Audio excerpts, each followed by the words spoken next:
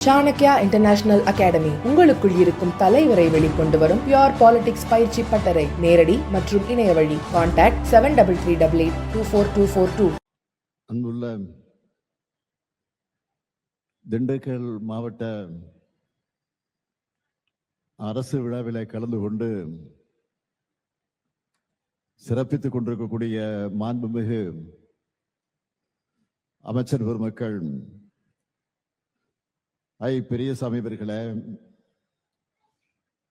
KKSSR Ramachandran அவர்களே,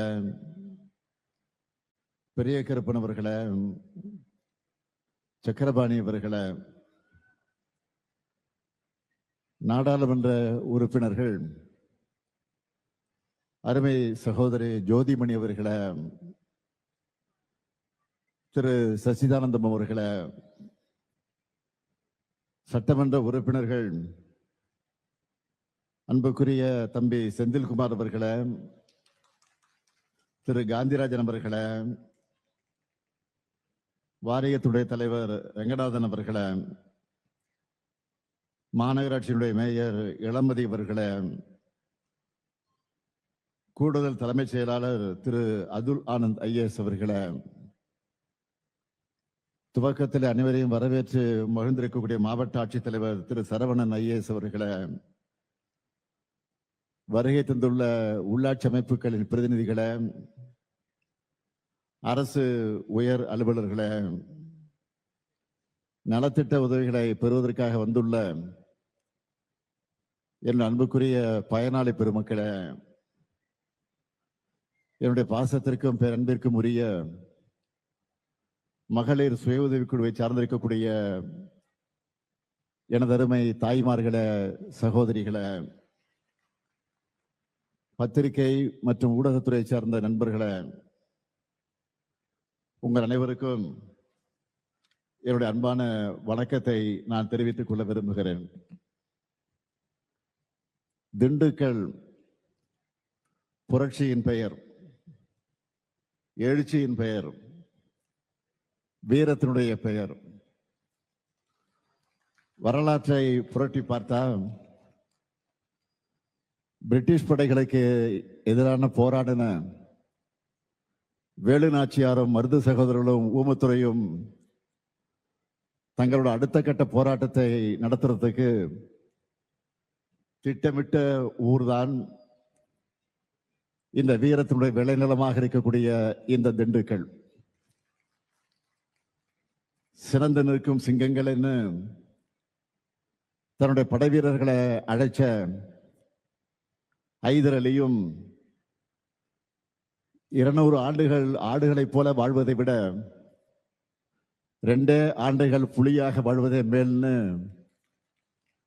கம்பீரம் காட்டிய திப்பு சுல்தானும் நடமாடிய இடம் இந்த திண்டுக்கல்.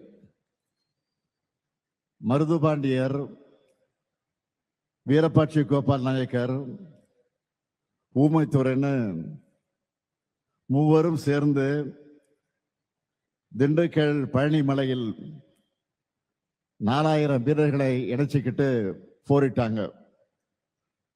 அப்படிப்பட்ட தீரர்கள் வாழ்ந்த இந்த திண்டுக்கல் மாவட்டத்தில் உங்களை எல்லாம் சந்திப்பதில் நான் அளவு கடந்த மகிழ்ச்சி அடைகிறேன், பெருமை அடைகிறேன். ஆங்கில புத்தாண்டை கொண்டாடிவிட்டு தமிழர் திருநாளாம் பொங்கல் நாளை வரவேற்க காத்திருக்கக்கூடிய உங்களுக்கு இனிப்பான சக்கரை பொங்கலை போல அறிவிப்பை வழங்கிட்டு தான் இங்க வந்திருக்கிறேன். எங்களை பொறுத்தவரையில இது IP மாவட்டம்.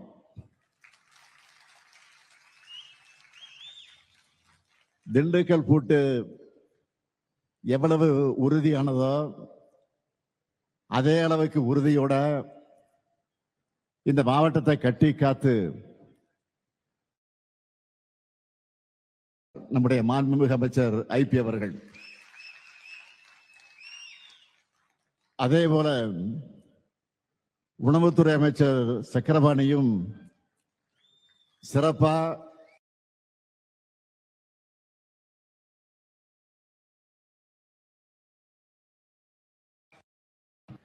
தொடர் வெற்றிக்கு சொந்தக்காரராக இருக்கிறார். அவருடைய துறையில நம்ம திராவிட மாடல் அரசு செஞ்சிருக்கக்கூடிய ஒரே ஒரு சாதனையை பற்றி நான் சொல்ல விரும்புகிறேன். அதிமுக ஆட்சியின் 10 ஆண்டு கால கொள்முதல் செய்யப்பட்ட நெல் அளவு 1,79,81,152 மெட்ரிக் டன். ஆனா நம்ம திராவிட மாடல் ஆட்சியில வெறும் 4.5 ஆண்டுல, நல்லா கவனிங்க, 4.5 ஆண்டு, அதான் சொன்னது 10 வருஷம் அதிமுக ஆட்சி, இப்ப சொல்றது 4.5 ஆண்டுகள்ல 1,99,75,710 மெட்ரிக் டன் கொள்முதல நாம செஞ்சிருக்கிறோம். நல்லா கவனிங்க, அதிமுக 10 ஆண்டுகளை விட நம்மோட 5 வருஷத்துல 19,94,558 மெட்ரிக் டன் அதிகமாக நாம கொள்முதல் செஞ்சிருக்கிறோம். இது சாதாரணமானதல்ல, மிகப்பெரிய சாதனை. இந்த சாதனைக்கு சொந்தக்காரர் தான் நம்ம சக்கரபாணி.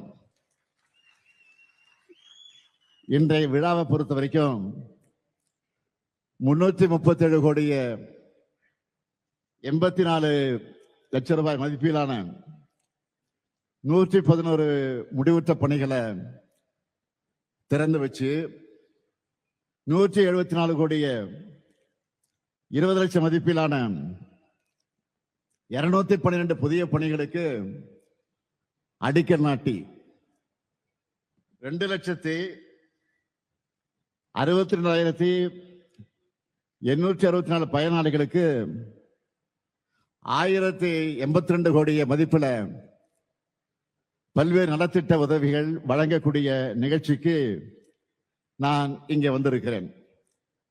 மொத்தம் 595 கோடி ரூபாய் மதிப்பிலான விழாவாக, ஏன் ஒரு மாபெரும் விழாவாக இது அமைஞ்சிருக்கு. இங்கே கூடியிருக்கக்கூடிய உங்களை பார்க்கிறப்போ இது அரசு விழாவா இல்ல ஒரு மாநாடா என்று வியப்பா இருக்கு. அந்த அளவுக்கு இந்த விழாவை மிக சிறப்பாக ஏற்பாடு செஞ்சிருக்கக்கூடிய நம்முடைய மாண்புமிகு ஐபி அவர்களுக்கும் மாண்புமிகு அமைச்சர் சக்கரபாணி அவர்களுக்கும் அவருக்கு துணை நிற்கக்கூடிய மாவட்ட ஆட்சியர் திரு சரவணன் ஐஏஎஸ் அவர்களுக்கும் அதேபோல மாவட்டத்தில் இருக்கக்கூடிய அரசு அலுவலர்களுக்கும் என்னுடைய பாராட்டுக்களையும் வாழ்த்துக்களையும் நான் தெரிவித்துக் கொள்ள விரும்புகிறேன். உங்க முகங்கள்ல மகிழ்ச்சியை பார்க்கணும்னு தான் ஏராளமான திட்டங்களை நாங்க செஞ்சுக்கிட்டு இருக்கிறோம். நகரங்களுக்கு இணையா கிராமங்களுடைய உட்கட்டமைப்பையும் வளரணும். இந்த சமச்சீரான வளர்ச்சி தான் நம்முடைய திராவிட மாடலுடைய இலக்கணம். அதுக்கு அடிப்படையான பணிகளை செஞ்சு திராவிட மாடல் கொள்கையை வலிமைப்படுத்தி வருகிறார் நம்முடைய ஐபி அவர்கள். இந்த மாவட்டத்துக்கு வந்த உடனே நம்ம திராவிட மாடல் ஆட்சியில செய்யப்பட்டிருக்கக்கூடிய திட்டங்களை பத்தி நான் அவரிடத்துல கேட்டேன். உடனே பெரிய லிஸ்ட ஐபி அவர்கள் என்னிடத்துல கொடுத்தாரு. அதுல சில முக்கியமான சில பணிகளை மட்டும் நான் ஹைலைட்டா சொல்ல விரும்புறேன். கலைஞர் கனவு இல்ல திட்டம் மூலமா 10,000 வீடுகள் திண்டுக்கல் மாவட்டத்தில் கட்டப்படுது. அதுல 6,915 வீடுகள் கட்டி தந்தாச்சு. ஊரக வளர்ச்சித்துறை மூலமா திண்டுக்கல் மாவட்டத்தில் 29,000 ஊரக வளர்ச்சித்துறை மூலமா மட்டும் திண்டுக்கல் மாவட்டத்தில் 1,29,000 பணிகள் நிறைவேற்றப்பட்டிருக்கு. இதனுடைய மொத்த மதிப்பு 3,500 கோடி ரூபாய்.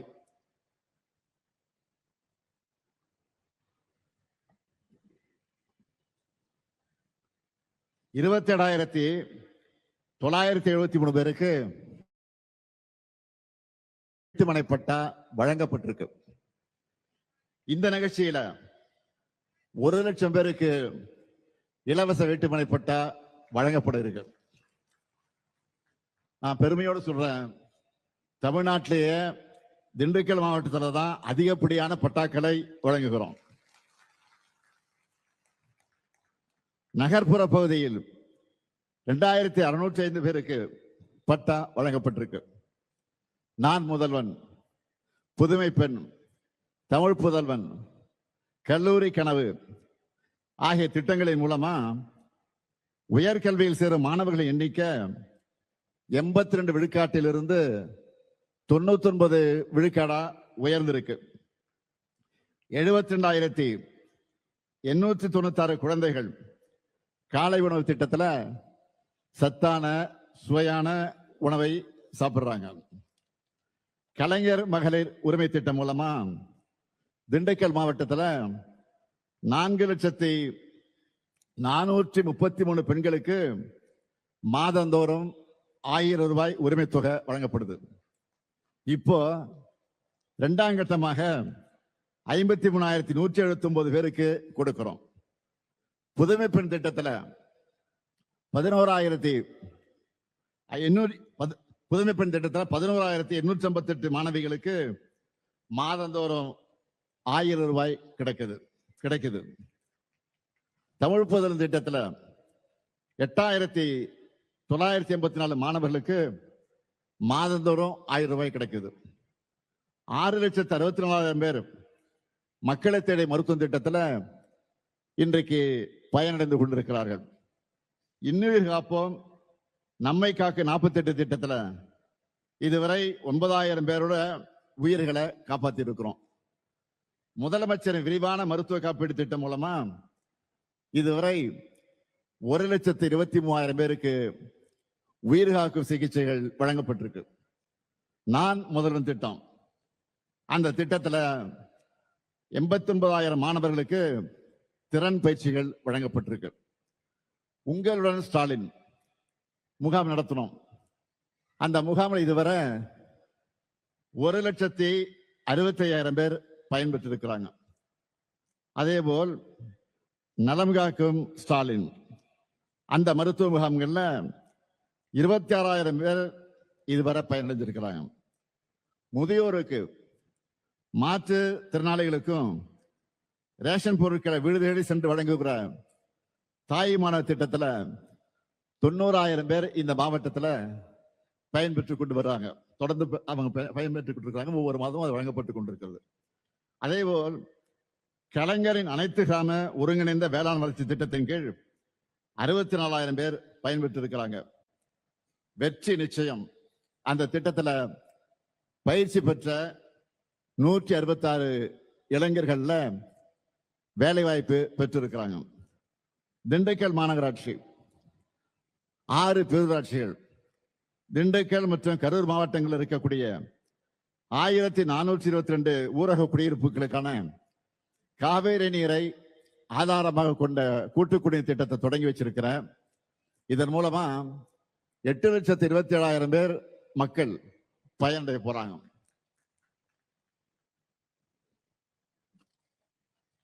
அடுத்து சின்னாலப்பட்டி பாளையம், சித்தையன்கோட்டை, வத்தலகுண்டு பேரூராட்சிகளில் புதிய பேருந்து நிலையங்கள் கட்டப்பட்டிருக்கு. பல்வேறு ஊர்களில் பள்ளிகளில் புதிய வகுப்பறைகள் கட்டப்பட்டு வருது. அருள்மிகு பழனியாண்டவர் மகளிர் கலைக்கல்லூரியில் கூடுதல் வகுப்பறைகள், நூலகம், ஆய்வகம் கட்டப்பட்டு வருது. இலங்கை தமிழர் மறுவாழ்வு முகாம், மகளிர் சுய உதவி குழுக்களுக்கான தொழிற்கூடம் கட்டப்பட்டிருக்கு. சிறுமலையில பல்லுயிர் பூங்கா அமைக்கப்பட்டிருக்கு. இன்றைய விழாவில் அடிக்கல் நாட்டப்பட்டிருக்க மிக முக்கியமான திட்டங்களை சிலவற்றை மட்டும் நான் சொல்றேன். பழனி முருகர் கோயில், அந்த கோயிலுக்கு வரக்கூடிய பக்தர்கள் ஓய்வெடுக்க மண்டபம் கட்டப்படவிருக்கு. ஒட்டஞ்சத்திரம் நகராட்சி காந்தி மார்க்கெட் வளாகத்தில் மேற்கூரை அமைக்கக்கூடிய பணி நடந்து கொண்டிருக்கிறது.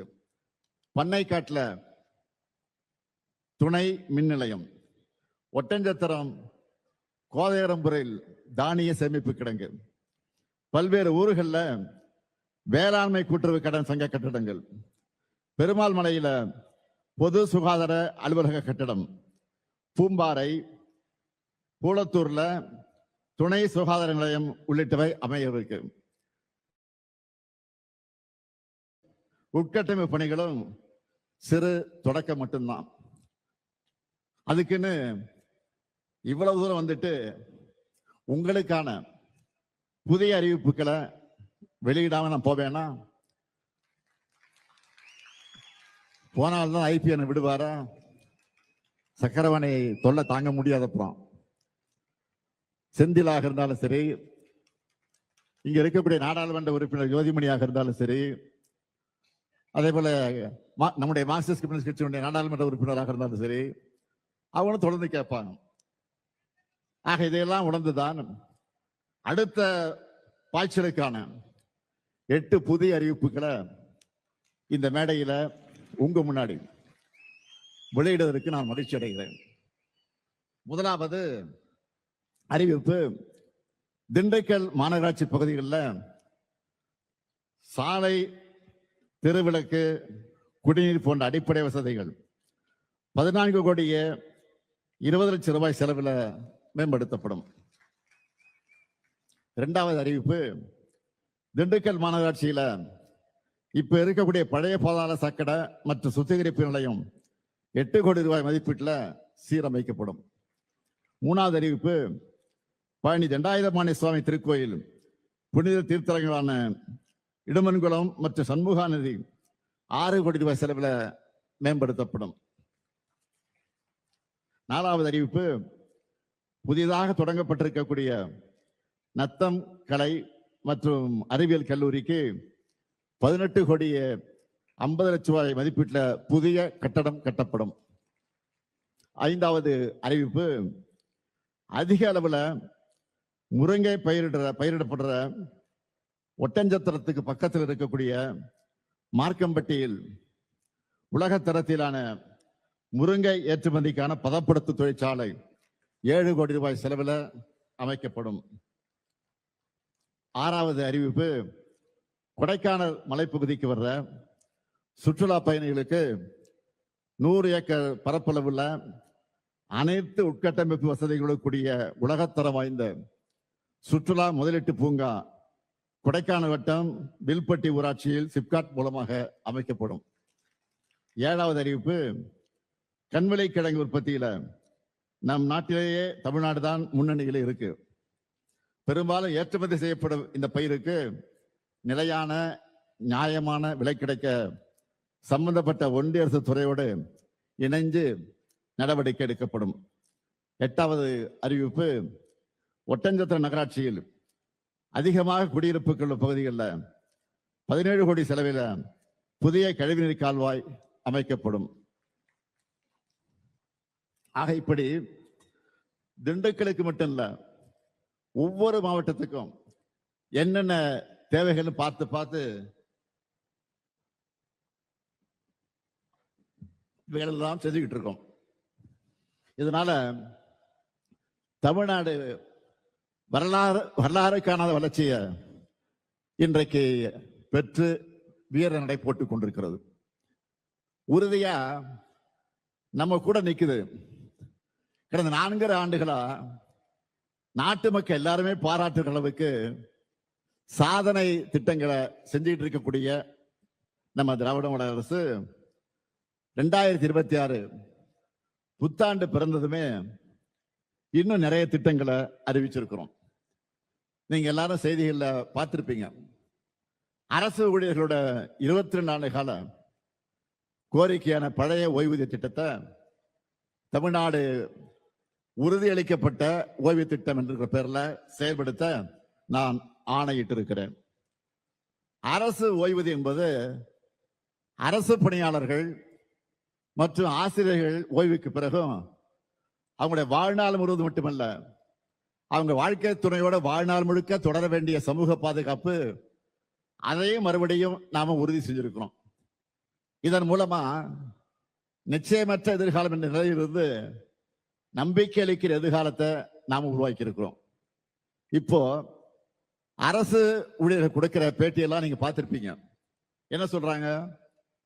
எங்க ஓய்வு கால வாழ்க்கைய முதலமைச்சர் அர்த்தமுள்ளதாக மாற்றி இருக்கிறார். இந்த அறிவிப்பு மூலம் 6.5 லட்சம் பேர் வாழ்க்கையில முதலமைச்சர் ஒளியேற்றி வச்சிருக்கிறார் என்று மகிழ்ச்சியோடு சொல்றாங்க. இன்னொரு பக்கம் நாட்டில் சாமானிய மக்கள் ஒருத்தர் கூட நிம்மதியா இருக்கக்கூடாதுன்னு நினைக்கிற ஒரு கூட்டம் இருக்கு. அவங்க என்ன சொன்னாங்க? இந்த திட்டத்தை எல்லாம் செய்யவே முடியாதுன்னு சொல்லிட்டு இருந்தாங்க. ஆனா நாம செஞ்சு காட்டியிருக்கிறோம். தமிழ்நாட்டில் இருக்கக்கூடிய 2,22,91,710 அரிசி அட்டைதாரர்கள் தமிழர் திருநாளாக இருக்கக்கூடிய பொங்கல் நாளை கொண்டாட 3,000 ரூபாய் வழங்கப்படும் என்று அறிவிச்சிருக்கிறோம். அந்த ரொக்கம் மட்டுமல்ல, பொங்கல் பரிசு தொகுப்பா 1 கிலோ பச்சரிசி, 1 கிலோ சர்க்கரை, ஒரு முழு நீள கரும்பு வழங்கவும் ஆணையிட்டு இருக்கிறேன். அது மட்டுமல்ல, பொங்கல் திருநாளை முன்னிட்டு வழங்கப்பட இருக்கக்கூடிய வேஷ்டி சேலைகள் எல்லா மாவட்டங்களுக்கும் இதுவரையில் எந்த வருஷமும் இல்லாத வகையில முன்கூட்டி அனுப்பி வைக்கப்பட்டிருக்கு. நாளை நான் சென்னையில பொங்கல் தொகுப்பு வழங்குவதை தொடங்கி வைக்க இருக்கிறேன். அதை ஒட்டி எல்லா மாவட்டத்திலையும் 3,000 ரூபாய் ரொக்க பணம், பரிசு தொகுப்பு, வேஷ்டி சேலைன்னு எல்லாம் சேர்த்து மொத்தமா 7,600 கோடி ரூபாய் மதிப்பீட்டுல வழங்க போறோம். வர்ற பொங்கல் உங்க முத்துவேல் கருணாநிதி ஸ்டாலின் உங்களுக்காக தரக்கூடிய மகிழ்ச்சி பொங்கல். இது மட்டுமா, 2 நாளைக்கு முன்னாடி 20 லட்சம் மாணவர்களுக்கு லேப்டாப், மடிக்கணினி லேப்டாப் வழங்கக்கூடிய திட்டத்தை, உலகம் உங்கள் கையில் என்கிற திட்டத்தை நான் தொடங்கி வச்சேன். அது முதல் கட்டமா 10 லட்சம் மாணவர்களுக்கு தமிழ்நாடு முழுக்க நாம கொடுத்திருக்கிறோம். இதனால அரசு பொறியியல், கலை மற்றும் அறிவியல், மருத்துவம், விவசாயம், சட்டக்கல்லூரி, பாலிடெக்னிக், ITI போன்ற அனைத்து படிப்புகளை சார்ந்த மாணவர்களுக்கும் லேப்டாப் வழங்கப்படுது. டெல், ஏசர், HP போன்ற உலக தரமான கம்பெனிகளோட லேப்டாப்பை தான் நம்ம மாணவர்களுடைய கைகளில் நம்ம கொடுத்திருக்கிறோம். நீங்க நல்லா படிங்க, மற்ற எல்லாத்தையும் நான் பார்த்துக்கிறேன்னு உலக உங்கள் கையில நான் சொல்லியிருக்கேன், நிகழ்ச்சியில சொல்லியிருக்கிறேன். ஆனா கடந்த ஆட்சியில இந்த திட்டத்துடைய நிலைமை என்ன? 2019ஆம் ஆண்டு பழனிசாமி அவர்கள் முதலமைச்சராக இருந்தப்போ மாணவர்களுக்கு லேப்டாப் வழங்குற திட்டத்தை நிறுத்திட்டாரு. எப்போ? 2019ஆம் ஆண்டு நிறுத்திட்டார். அப்ப அதுவும் CAG அறிக்கை என்ன சொல்லிச்சு தெரியுமா? 68 கோடி ரூபாய் மதிப்பில் வாங்கப்பட்ட 55,000 லேப்டாப்புகளை வீணடிச்சுட்டாங்கன்னு CAG அறிக்கையில வெட்ட வெளிச்சமா சொன்னாங்க. அதிலே வெளியிடப்பட்டிருக்கு. இது பத்தி மாண்புமிகு எதிர்க்கட்சி தலைவர் பழனிசாமி அவர்களுக்கு ஏதாவது சந்தேகம் இருந்தா 2023ஆம் ஆண்டு ஏப்ரல் மாதம் தமிழ்நாடு சட்டமன்றத்தில் தாக்கல் செய்யப்பட்டிருக்கிற அறிக்கை எடுத்து நீங்க பார்க்கலாம், ஆதாரமா இருக்கு. சோசியல் மீடியால 2 நாளைக்கு முன்னாடி ஒருத்தர் ஒரு செய்தியை போட்டிருந்தார். என்னன்னா, பொங்கல் பரிசா எல்லா குடும்பங்களுக்கும் 3,000 ரூபாய், மகளிர் உரிமை தொகையாக ஒரு 1,000 ரூபாய், புதுமை பெண் திட்டத்தில் மாணவியருக்கு 1,000 ரூபாய், தமிழ் புதல் திட்டத்தில் மாணவர்களுக்கு 1,000 ரூபாய், விடியல் பயணம் மூலமா மாதந்தோறும் 1,000 ரூபாய் சேமிப்பு, மாணவ மாணவியருக்கு ஏறக்குறை 20,000 ரூபாய் மதிப்பீட்டில் லேப்டாப், அரசு ஊழியர்களுக்கு ஓய்வூதியம், பொங்கல் போனஸ் என தைப்பொங்கலை முன்னிட்டு தமிழ்நாட்டின் ஒவ்வொருத்தருக்கும், ஒவ்வொரு குடும்பத்துக்கும் பல 1,000 ரூபாயும் பொங்கல் பரிசுகளும் கிடைக்க போகுதுன்னு அதுல சொல்லி இருந்தாங்க. இப்படி நம்ம விடியல் ஆட்சியில ஏதாவது ஒரு திட்டத்துல எப்படியாவது எல்லாருக்கும் பயன் கிடைச்சிடுது. மக்கள் நலனுக்காக நாம் செய்யப்படுகிற திட்டங்களை குறை சொல்ல முடியாதவங்க இல்லாத பிரச்சனைகளை எல்லாம் உருவாக்கி குளிர் காயிடாம்னு நினைக்கிறாங்க. அண்மையில மாண்புமிகு ஒன்றிய உள்துறை அமைச்சர் அமித்ஷா அவர்கள் தமிழ்நாட்டுக்கு வந்தார். செய்திகள்லாம் பார்த்திருப்பீங்க, அவர் பேசுனதெல்லாம் பார்த்திருப்பீங்க. அவர் அமித்ஷாவா இல்ல அவதூறு ஷாவான்னு டவுட் வருது. அந்த அளவுக்கு உண்மைக்கு புறம்பா பேசிட்டு போயிருக்காரு. தமிழ்நாட்டில் இந்து சமய நம்பிக்கைகள் வழிபாட்டு உரிமைகளுக்கு முடிவு கட்டும் வகையில நம்முடைய தமிழ்நாடு செயல்படுதுன்னு அமித்ஷா அவர்கள் பேசிட்டு போயிருக்காரு. இதற்காக என்னுடைய கடுமையான கண்டனத்தை உங்கள் மூலமாக, இந்த விழாவின் மூலமாக, இந்த நிகழ்ச்சியின் மூலமாக நான் தெரிவிச்சுக்கிறேன். அவருக்கு தமிழ்நாட்டில் என்ன நடக்குதுன்னு தெரியல போல. நம்ம அரசு பொறுப்பேற்றது சுமார் 4000 திருக்கோயில்களுக்கு குடமுழுக்கு. அதாவது அவருக்கு புரிகிற மொழியில சொல்லணும்னா கும்பாபிஷேகம் நடத்தி இருக்கும். இப்படி ஒரு சாதனைய நீங்க ஆளுகிற பாஜக மாநிலங்களை செஞ்சிருக்கீங்களா? கண்டிப்பா இருக்காது. அது மட்டும் இல்ல, 997 திருக்கோயிலுக்கு சொந்தமான 7,701 கோடி ரூபாய் மதிப்பிலான 7,655 ஏக்கர் நிலங்களை மீட்டு இருக்கும். உண்மையான பக்தர்கள் நம்ம அரசை பாராட்டுறாங்க. தலைமை செயலகத்தில் வாரத்தில் எப்படியாவது 2 நாள் இந்து சமய அறநிலையத்துறை பணிகளை நான் தொடங்கி வச்சு அந்த விழாவில் பங்கேற்கிறேன். நம்ம ஆட்சியில இந்து சமயம் சார்ந்து என்னென்ன செஞ்சிருக்கோம்னு ஒரு நாள் முழுக்க பேசுற அளவுக்கு சாதனைகள் பெரிய லிஸ்டே இருக்கு. அதனால்தான் பக்தர்கள் விரும்பக்கூடிய ஆட்சியாதான் திராவிட மாடல் ஆட்சி இருக்கு. ஆன்மீக பெரியவர்கள் விரும்பும் ஆட்சியா இருக்கு. அனைத்து சமயத்தவர்கள் நம்பிக்கைக்கும் மதிப்பளிச்சு அவன் மத உரிமைகளை காப்பாத்துக்கிற ஆட்சியா நடத்திக்கிட்டு வரோம். இப்படிப்பட்ட தமிழ்நாட்டில் இந்துக்களுடைய உரிமைகள் பறிக்கப்படுறதா துளியும் உண்மையில்லாத குற்றச்சாட்டை உள்துறை அமைச்சர் சொல்வது அவருடைய பதவிக்கு கண்ணியம் அல்ல. உண்மையை சொல்லணும்னா கலவரம் செய்யவும் குழப்பம் எடுத்தவும் நினைக்கிறவங்களோட எண்ணம் தான் தமிழ்நாட்டில் ஈடேறல. அது இனியும் நடக்காது, நடக்க விட மாட்டோம். இந்த ஸ்டாலின் இருக்கிற வரை அது நடக்கவே நடக்காது. வெளிப்படையா சொல்லணும்னா ஒரு சிலர் இங்க இப்படி பேசி வட மாநிலங்கள்ல வெறுப்பு பிரச்சாரம் பண்ணலாமா என்பதுதான் நம்மளுடைய எண்ணம். தமிழ்நாடு வந்த உள்துறை அமைச்சர் அவதூறு மட்டும் பரப்பிட்டு போகல, ஒரு நல்ல காரியத்தையும் பண்ணிட்டு போயிருக்காரு. நாம கேட்க வேண்டிய கேள்வியை அவரே கேட்டுட்டாரு. நம்மோட வேலையை அவர் ஈஸியா ஆக்கிட்டாரு. அதுக்காக நான் அவருக்கு நன்றி சொல்ல விரும்புறேன். தமிழ்நாட்டில் மோடி ஆட்சி அமையணுமா வேணாமான்னு மக்களை பார்த்து அமித்ஷா கேட்டிருக்காரு. ஐயா, இதையே தான் நாங்கள் சொல்றோம். 2026 தேர்தலின் போது தமிழ்நாட்டை நாங்க ஆளணுமா இல்ல எங்கேயோ டெல்லியிலிருந்து நமக்கு சம்பந்தம் இல்லாதவங்க ஆளணுமா முடிவு செய்ததுதான் தேர்தல். இது தமிழர்களின் சுயமரியாதைக்கு விடப்பட்டிருக்கக்கூடிய சவால். அதிமுக கூட்டணிக்கு வாக்களிச்சா பாஜக தான் தமிழ்நாட்டை ஆளணும்னு நாங்க சொல்லி புரிய வைக்க வேண்டிய அவசியம் இல்லை. அமித்ஷா அவர்கள் நேரடியாகவே ஒப்புதல் வாக்குமூலம் தந்திருக்கிறார்.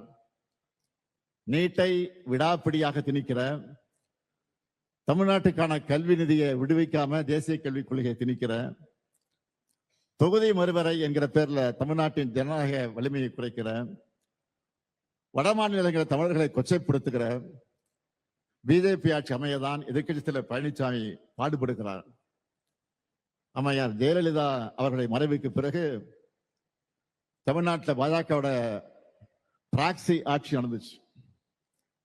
கடந்த 5 ஆண்டுகளாக தான் அதிலிருந்து நாம் தமிழ்நாடு மீண்டும் தலைநிமிர ஆரம்பிச்சிருக்கிறோம்.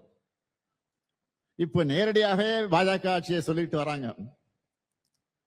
11 ஆண்டுகளா ஒன்றியத்தில் நடக்கக்கூடிய என்டிஏ ஆட்சியில தமிழ்நாட்டுக்காக ஒரு துருமை கூட கிள்ளி போடாத உங்களை தமிழ்நாட்டு மக்கள் நம்ப தயாராக இல்லை. 2019, 2021, 2024 கடந்த 3 தேர்தல்களையும் படுதோலை பரிசா தந்ததும் உங்களுக்கு இது புரியலையா?